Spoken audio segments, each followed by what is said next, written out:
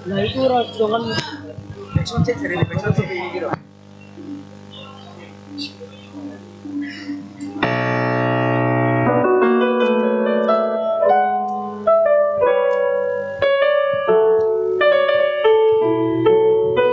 Assalamualaikum warahmatullahi wabarakatuh.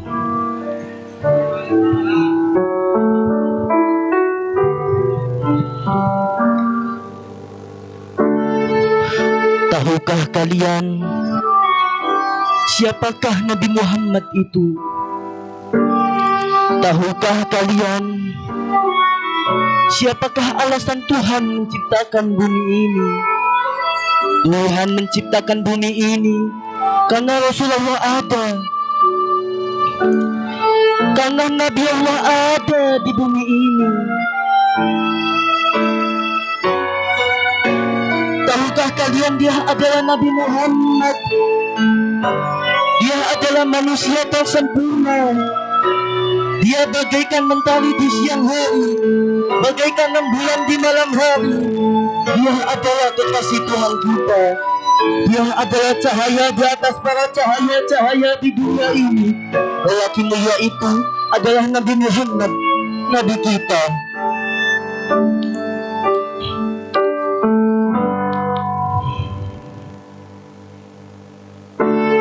Wahai Rasulullah kami begitu merindukanmu.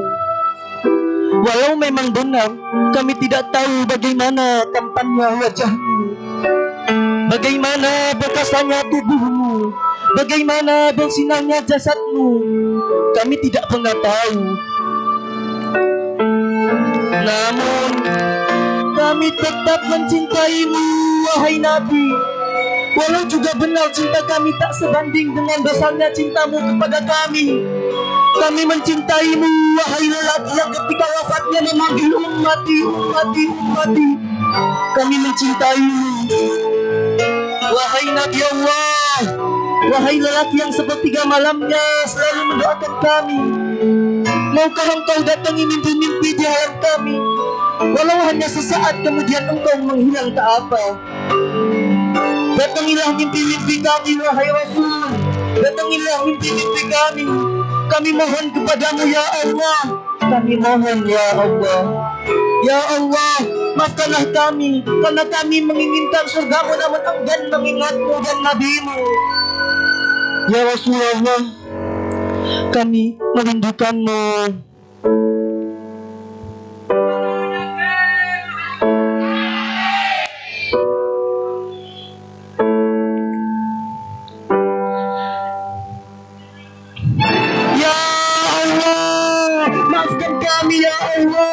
Karena kami sombongkan Islam itu sendiri.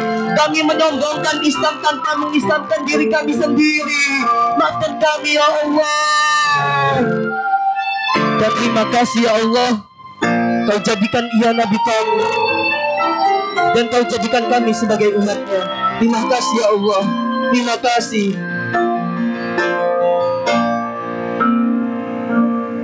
Kami merindukanmu, wahai Nabi Allah. Datangilah mimpi-mimpi kami.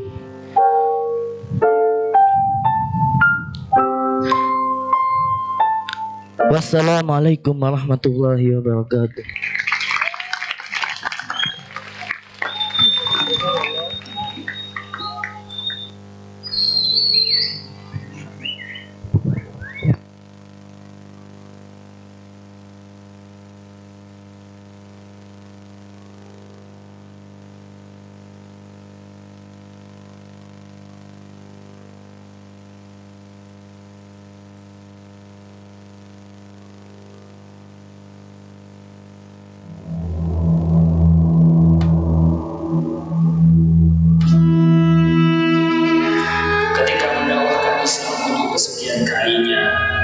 Rasulullah benar-benar telah menyita perhatian penuh Nabi.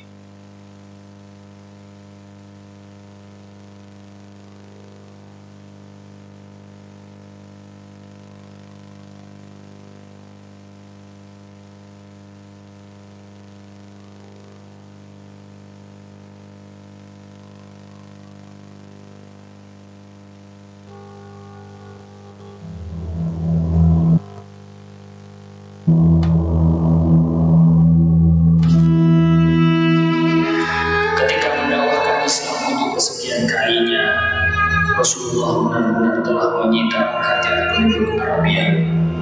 Segala penderitaan yang dialami justru menjadi penolongnya dari golongan orang banyak.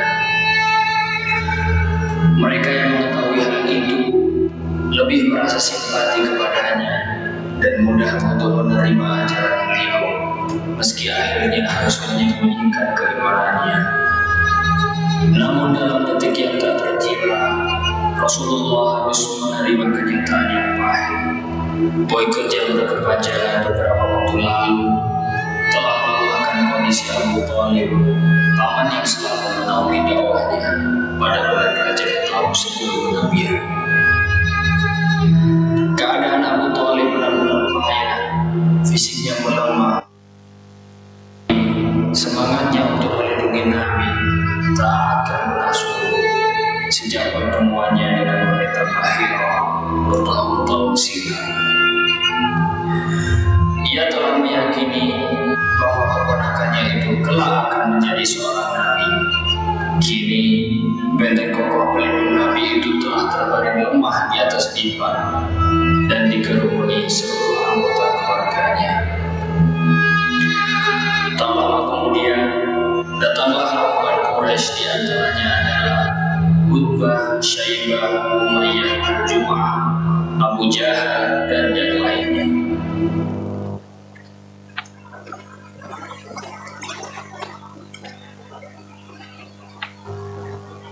Ya Abu Thalib, wahai Abu Thalib, engkau pasti tahu rasa hormat kami kepadamu. Engkau juga telah tahu apa yang telah terjadi antara kami dan anak saudaramu. Karenanya, panggillah ia kemari dan katakanlah, kami ingin bicara dengannya. Kami akan menuruti apa yang dia minta, tapi ia juga harus menuruti apa yang kami minta. Ya Abu Thalib, katakanlah kepadanya untuk berhenti menghujat Tuhan-Tuhan kami.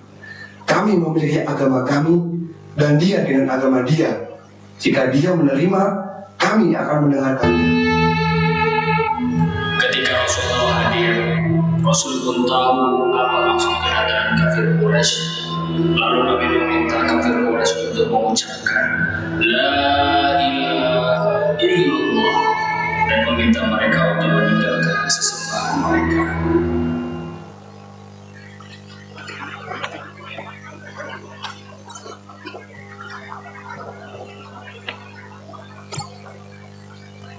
Talabtu Muhammad, aku memanggilmu Muhammad untuk mendamaikan kalian.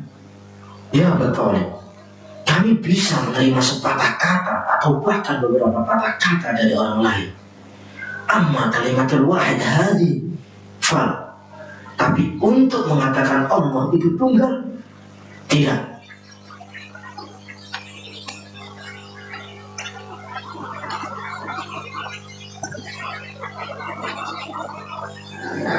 Karena wahai putra saudaraku, sungguh engkau tidak meminta sesuatu di luar kewajaran.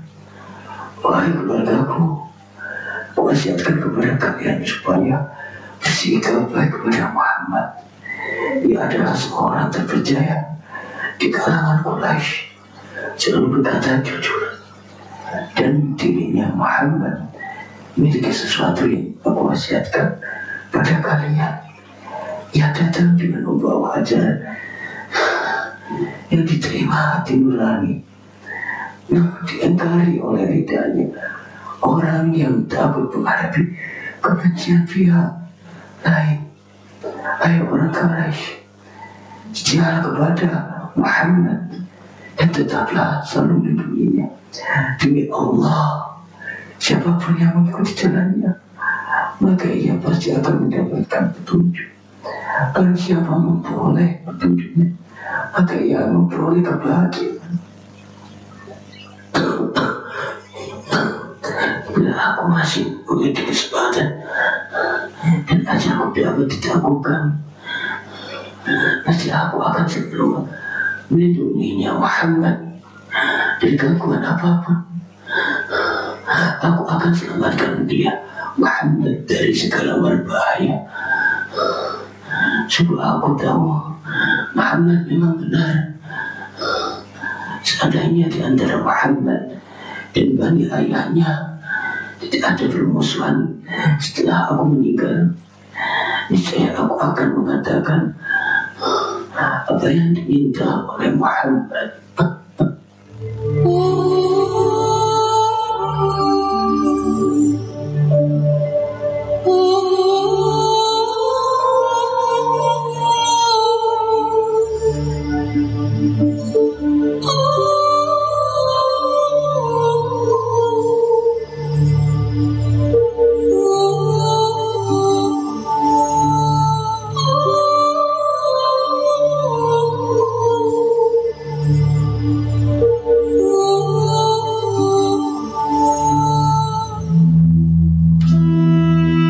Pada tahun 10 kenabian merupakan tahun yang sangat menyedihkan atau yang disebut dengan Amul Rusul.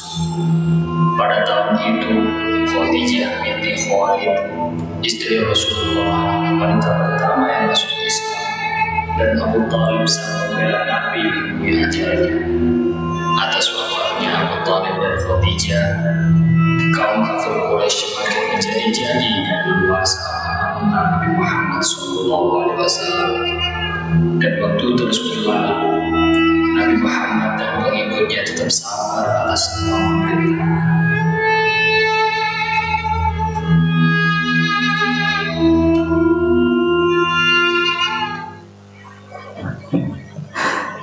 Ala yujadu ghairuha. Apakah tidak ada kota lain bahwa penduduk kota ini tak mau mendengarkan Nabi? Penderitaan ini sangat berat. Bil ams, kemarin Khadijah meninggalkan kami karena mati. Dia sebagai ibu bagi saya. Beliau Abu Thalib, dan hari ini Abu Thalib kita tidak memiliki lagi di Mekah yang mendukung atau memberi perlindungan.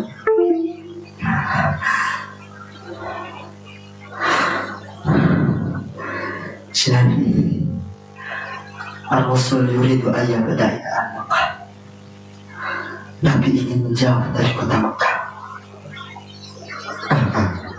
Segera wahai Zaid, segera, tanpa menunda. Yuridu ayyakhruja ila Taif. Nabi ingin pergi ke Taif. At-Taif haitsu la Abu Sufyan wala Abu Jahal wala Abu Lahab, di mana tidak ada Abu Sufyan, tidak ada Abu Jahal, tidak ada Abu Lahab. Nabi pergi ke Taif bersama angkatnya yaitu Zaid dengan harapan mendapatkan bantuan dari pemimpin Taif. Setelah mendapatkan perlakuan keji dari kaum kafir Quraisy, maka sudah menjadi tanah berduri bagi Rasulullah. Tapi yang terjadi tidak sesuai dengan apa yang diharapkan oleh Nabi. Penguasa Bani Thaqif, suku setempat yang paling dominan, menolak kedatangan beliau. Bahkan Nabi diolok-olok, dilempari batu dan tanah, hingga Nabi mengalami luka yang sangat parah.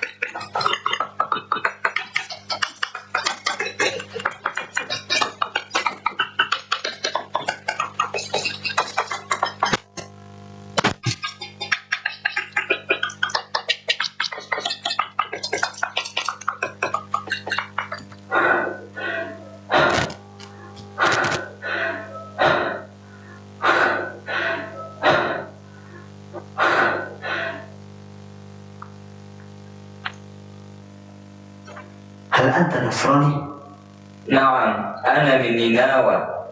Ya, aku dari Ninawa. Beri dia ini.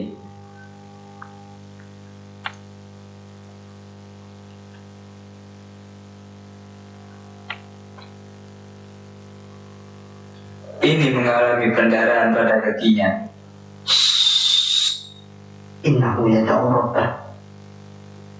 Sebentar. Dia sedang berdoa kepada Tuhannya. Allahumma ilaika asku dha'fa quwwati wa qillata hilati wa hawani 'ala an-nas ya Rabbal alamin. Anta rabbul mustaqim wa anta ila aku jangan ambil aku bimana ilam yakun bika fala walakinna afiyataka ya awsa a'udzu binuri wajhika alladhi asrabat salamat wa sallallahu alaihi amrul dunya wal akhirah min amdin silati qadam ahilana sahtum lakan udba hatta wala hawla wala quwwata illa bika. Saya menyarankan Anda untuk pergi. Taif tidak ada tempat yang aman bagi kalian. Nah, kami akan pergi meninggalkan Taif. Dan Allah menerima doa nabinya. Bahkan Jibril menawarkan pada Nabi untuk menjatuhkan gunung Uhud kepada penduduk Taif. Tapi sebaliknya, Nabi Muhammad mendoakan kebaikan bagi penduduk Taif. Di tahun yang penuh kesedihan tersebut, Allah menghibur Nabi dengan peristiwa Isra Mi'raj. Keesokan harinya, duduklah Nabi Muhammad di depan Ka'bah, merenungi kejadian luar biasa tadi malam. Lalu Abu Jahal menghampirinya, dan Nabi pun menceritakan peristiwa Isra Mi'raj pada Abu Jahal.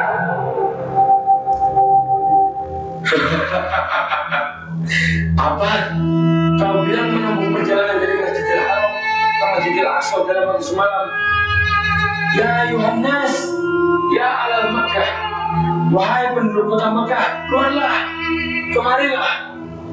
Wahai penduduk kota Makkah, keluarlah dan kemarilah. Dengarkan doa Muhammad. Mada yaf'al Abu Jahal? Sedang apa dia Abu Jahal? Iya, sedang apa Abu Jahal? Dia bergerak seperti, ayo kita ke sana.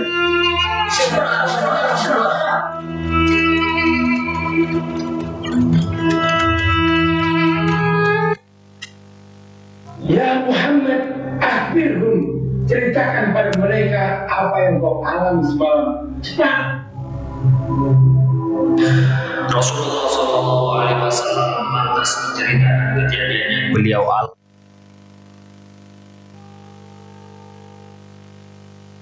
kepada Abu Jahal. Mendengar cerita Rasul tersebut, semua orang terheran-heran, semua orang terkagum-kagum, semua orang terkesima.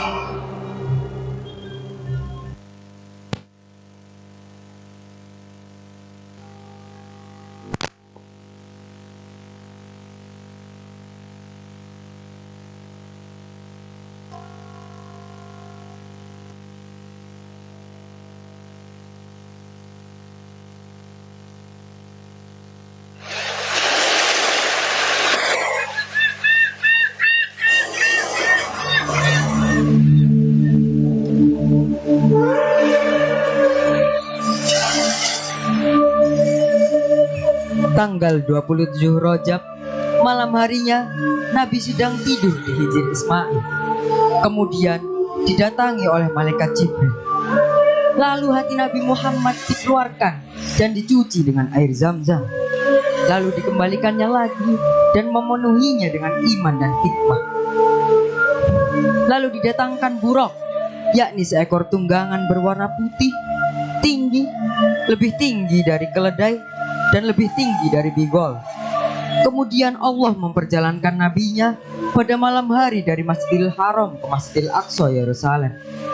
Setibanya di Masjidil Aqsa, Buruk yang telah memberi tumpangan itu pun beliau menambatkan kendaraan mereka. Di dalam masjid terlihat jamaah dalam jumlah besar telah menanti kehadiran Nabi. Dan panggilan untuk melaksanakan sholat segera dikumandangkan. Rasulullah diminta melangkah maju, berdiri mengimami mereka yang berjajar rapi di belakangnya. Semua yang berdiri berderet-deret dalam masjid itu pun larut dalam khidmat sholat yang diimami Nabi Muhammad. Setelah sholat, Jibril mendekati baginda dan berbisik, "Wahai Muhammad, tahukah engkau siapa mereka yang berjajar rapi melaksanakan sholat di belakangmu tadi?" "Tidak," jawab Nabi singkat. "Mereka adalah seluruh nabi terdahulu yang telah diutus Allah," tutur Jibril. Kemudian Jibril menawarkan 2 wadah minuman, satu berisi susu, satu lagi berisi khamr. Lalu baginda memilih susu dan meminumnya. "Sungguh, engkau telah memilih kesucian," kata Jibril. Setelah itu, Jibril dan baginda melanjutkan perjalanan naik ke langit. Pada setiap langit, Rasulullah bertemu dengan para nabi. Nabi Adam menduduki tingkatan langit pertama, bapak dari seluruh manusia. Langit kedua dihuni oleh Nabi Yahya dan Zakaria. Selanjutnya, secara berurutan, Nabi Yusuf berada di langit ketiga, dan Nabi Idris di langit keempat. Langit kelima ada Nabi Harun. Nabi Musa berada di langit keenam, dan Nabi Ibrahim menempati puncak langit ketujuh, gerbang menuju wilayah kekuasaan Tuhan. Nabi melanjutkan ke atas menuju Sidratul Muntaha. Di sana beliau istirahat di Telaga Kausar. Al-Mustawa menjadi tempat terakhir perjalanan baginda Nabi. Ketika menaiki tingkatan ini, Jibril tidak lagi mengiringinya. Beliau berjalan sendiri menuju puncak kemuliaan, batas akhir pengetahuan setiap makhluk yang diciptakan Tuhan.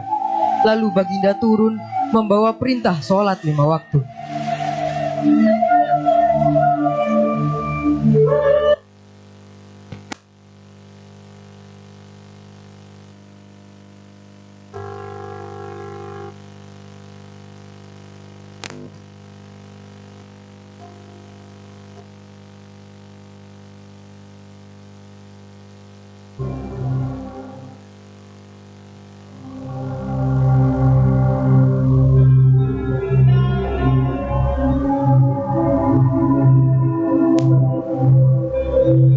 Lalu Abu Jahal dan pengikutnya menghampiri Abu Bakar di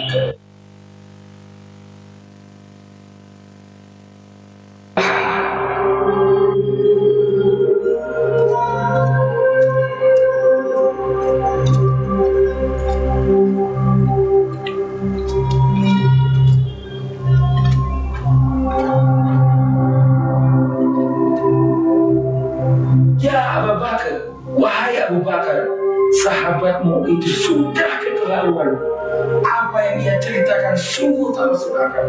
"Naam Aida Sobat, ya benar sekali, dongengnya sungguh tak masuk akal."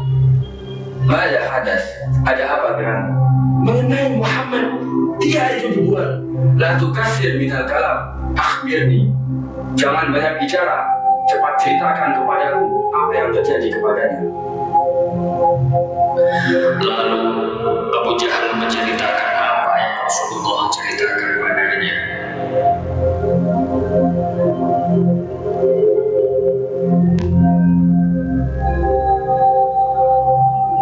"Ya Quraisy, Muhammad mengaku turun wahyu dari langit ke rumahnya, dan saya percaya. Apa bedanya dengan dia yang naik ke atas langit? Sama saja, tak akan menggoyahkan keimanan saya.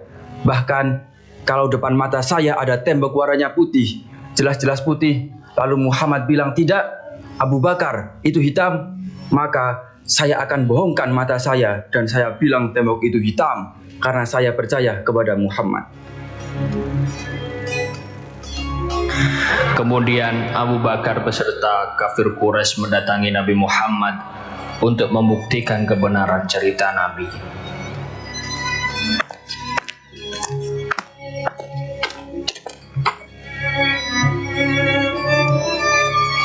"Wahai Muhammad, sebutkan ciri-ciri Masjidil Aqsa yang ada di Yerusalem. Jika memang yang kau sebutkan itu benar, maka saksi kami yang pernah ke Masjidil Aqsa akan berkata benar. Tapi jika yang kau sebutkan itu dusta, maka kau telah membohongi kami semua. Ya Muhammad, berapa jumlah tiang Masjidil Aqsa? Sodakta. Ya Muhammad, apa warna tembok Masjidil Aqsa? Sodakta.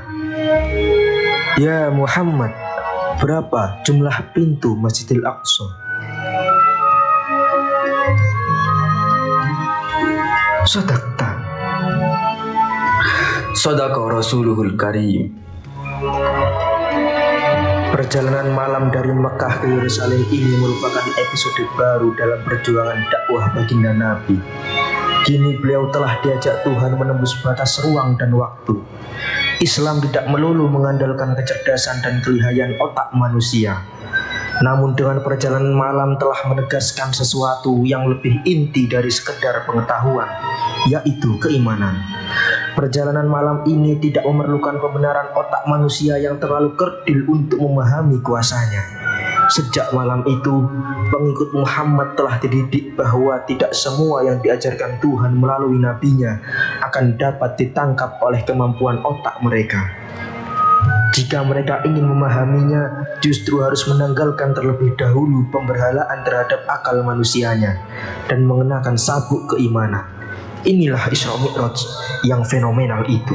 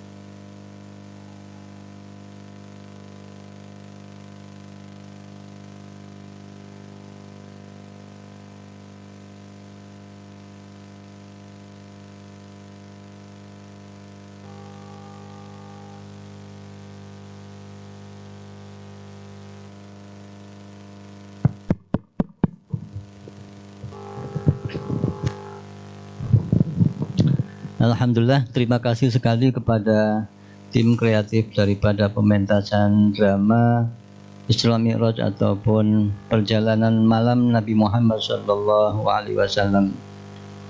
Jazakumullah ahsanal jaza. Kami mengucapkan terima kasih sebanyak-banyaknya bahwa kenapa pada malam hari ini kita mementaskan drama Isra Mi'raj meskipun secara singkat. Biasanya kita mendengarkan ceramah yang berjam-jam mengenai cerita Isra dan Mi'raj. Pada tahun ini kita mempersembahkan sesuatu yang lain, sesuatu yang secara nyata, secara langsung supaya bisa cepat dipaham. Oh, ternyata bahwa gambaran Isra dan Mi'raj itu adalah semacam ini secara visual, karena ini biasanya kalau visual itu lebih cepat dipaham. Nah, cuma sayang memang bahwa pada awal tadi soundnya belum begitu normal, tapi pada akhir-akhir menjelang akhir itu sudah bagus. Ya. Jadi kalau misalkan nanti ada perlu penayangan ulang nanti pada hari yang lain, jangan malam hari ini, bisa diulang lagi supaya kita betul-betul memahami bagaimana Isra dan Mi'raj itu. Isra Mi'raj pada zamannya, pada zaman Abu Lahab, Abu Jahal tadi, yang gedut itu. Pak Andre itu jadi apa? Oh, Abu Jahal. Nah, Abu Jahal. Pada zamannya Abu Jahal, perjalanan dari Mekah ke Madinah perjalanan dari Masjidil Haram ke Masjidil Al-Aqsa. Al-Aqsa itu artinya jauh. Jauh. Dinamakan jauh karena jauh dari Masjidil Haram, maka dinamakan Al-Masjidil Aqsa. Al-Aqsa masjid yang jauh dari Masjidil Haram. Tidak membutuhkan waktu sampai 1 hari 1 malam. Hanya beberapa jam saja. Pada zaman seperti itu, pada zaman itu ketika teknologi belum banyak dimunculkan, belum ada teknologi, membaca saja masih banyak yang belum bisa. Menurut Ibnu Ishaq diceritakan bahwa pada zaman Kanjeng Nabi, orang yang bisa membaca dan menulis itu jumlahnya cuma 42 saja. 42 orang yang bisa membaca dan menulis, termasuk Khulafaur Rasyidin Al-Arba'ah, yang 4 itu Abu Bakar, Umar, Utsman dan Ali, itu semuanya bisa membaca dan bisa menulis. Bahkan ada sebuah riwayat lain bahwa tidak sampai 50, cuma 26 saja jumlah yang membaca. Kita bisa bayangkan bagaimana kondisi saat itu, tidak ada teknologi. Maka kalau tidak menggunakan metode iman pada saat itu, pendekatan keimanan seperti yang dilakukan oleh Abu Bakar, tidak mungkin orang itu akan percaya. Bagaimana mungkin perjalanan dari Masjidil Haram sampai ke Masjidil Aqsa yang biasanya ditempuh dalam waktu 1 minggu dengan berjalan ataupun naik unta 1 minggu, kok tidak sampai 1 malam, bahkan mengaku-ngaku sampai ke Sidratul Muntaha? Maka tidak masuk akal.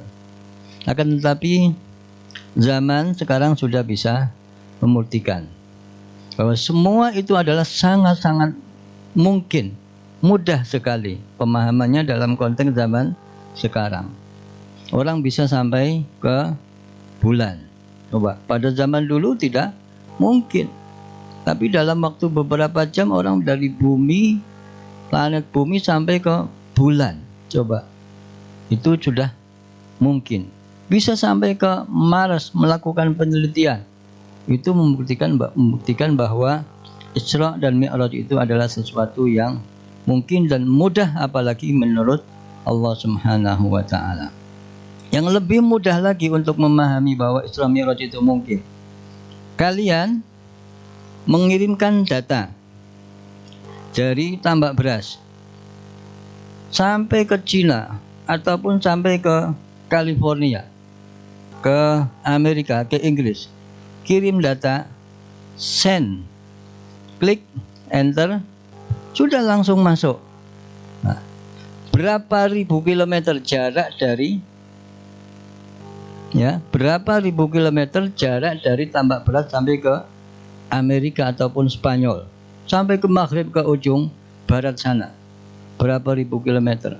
Tapi ketika kalian kirim data, klik, send, sampai ke Maroko, sampai ke ujung dunia, dalam berapa detik sudah bisa memungkinkan. Semua informasi yang diberikan bisa sampai ke Spanyol dalam hitungan detik atau mungkin dalam hitungan menit. Itu sangat mungkin sekali. Dulu belum ada. Abu Jahal kirim, send, mana itu, enter, klik, nggak ngerti itu apa itu jenenge itu. Nah, tapi sekarang kan dengan menggunakan metode metode teknologi yang begitu canggih, dari tambak beras, dari An-Najiyah ini bisa mengirimkan data. Apalagi Gusti Allah memberikan wahyu kepada Nabi Muhammad.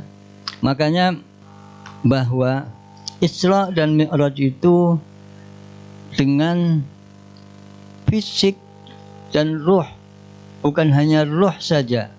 Disinilah letak kemukjizatan daripada Nabi Muhammad SAW. Bukan lewat mimpi, ya. Kalau mimpi itu semua orang bisa bermimpi.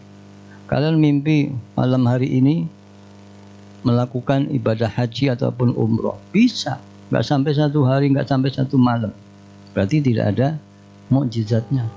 Tapi Nabi ruhan wa jasadan, Makanya ketika terjadi ikhtilaf perbedaan pendapat para ulama, apakah Isra dan Mi'raj itu menggunakan ruh saja ataupun ruhan wa jasadan, ulama mengatakan bahwa Isra dan Mi'raj itu adalah dengan ruh dan jasad, karena disitulah letak kemu'jizatan. Mu'jizat itu terambil dari kata ajaza. Ajaza itu artinya sesuatu yang tidak bisa dimampui, tidak mampu dilakukan oleh manusia. Manusia biasa tidak bisa mampu dalam hitungan waktu menit untuk melakukan perjalanan dari bumi sampai ke langit, bahkan sampai ke langit ke-7 di mana Nabiullah Ibrahim berada di sana. Ya, makanya redaksi dalam Al-Quran itu mengatakan Subhanalladzi asra bi'abdihi laylan minal masjidil harami ilal masjidil aqsa bi'abdihi. Nah, Maha suci Allah. Allah memulai redaksinya dengan subhana, artinya sesuatu yang sangat luar biasa, hanya dimiliki oleh yang maha suci. Subhanalladzi asra, memperjalankan hambanya pada waktu malam bi'abdihi. Lah, abad sesuatu atau yang dinamakan abad itu adalah hamba. Hamba itu adalah kesatuan antara jasad dan ruh.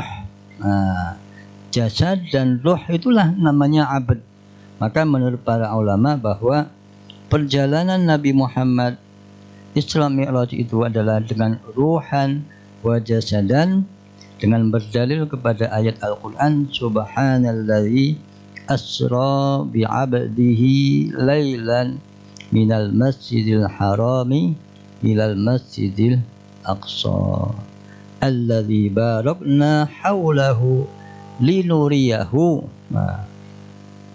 min ayatina, untuk kami beritahukan, kami perlihatkan kepada umat manusia min ayatina, sebagian. Nah, itu sebagian daripada tanda-tanda kekuasaan Allah saja. Nah, jadi itulah sedikit ulasan singkat mengenai Isra Mi'raj, bahwa Isra Mi'raj itu mungkin sangat mudah sekali bagi Allah, seperti mudahnya kalian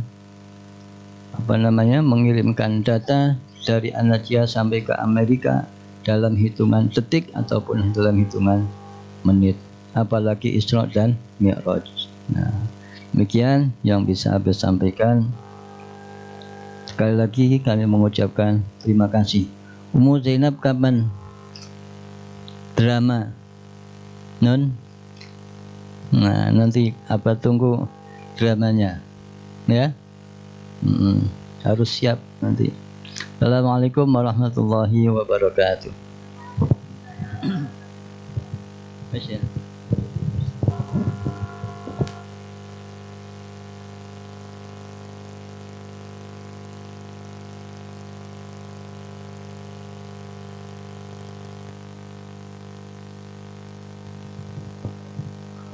Pemain drama foto dulu di halaman